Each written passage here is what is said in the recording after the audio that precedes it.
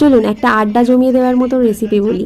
প্রথমে জিরে, মৌরি, লবঙ্গ, এলাচ, একটু দারচিনি, 3-4টে মতো শুকনো লঙ্কা, অল্প একটু নুন দিয়ে ভালো করে ভেজে নেব। ওটা একটু গুঁড়িয়ে একটা মশলা রেডি রাখবো। এদিকে মাছের পিসগুলো পেটি নিলে খুবই ভালো হয়, কাঁটা ছাড়াতে সুবিধা হবে। সেদ্ধ করে কাঁটা ছাড়িয়ে সেদ্ধ আলু দিয়ে ভালোভাবে মেখে নেব। এদিকে কড়াই তেল গরম করে নিন, ওর মধ্যে তেজপাতা, কালো জিরে, জোয়ান, পেঁয়াজ একদম কুচি কুচি করে কাটা, রসুন, কাঁচা লঙ্কা, টমেটো, আদা কুচি সব কিছু দিয়ে দিন। পরিমাণ মতো নুন, হলুদ, লঙ্কা সব দিয়ে ভালোভাবে কষাবার পর ওই সেদ্ধ মাছ আলুটা দিয়ে দিন। জল অ্যাড করবেন না। ওপর থেকে গোলমরিচ গুঁড়ো আর যেই মশলাটা রেডি করেছিলাম ওটা দিয়ে নামিয়ে দিন। এবার ওগুলো পছন্দের শেপ দিন, চপের আকার বা লম্বা করেও করতে পারেন। আর একে একে বেসনের ব্যাটারে ডুবিয়ে গরম তেলের মধ্যে ছেড়ে লাল লাল করে ভেজে তুলে নিলেই মাছের চপ একদম রেডি। ভালো লাগে চ্যানেলটি সাবস্ক্রাইব করে দিন। ভালো থাকুন, সুস্থ থাকুন। Tata and thanks for watching.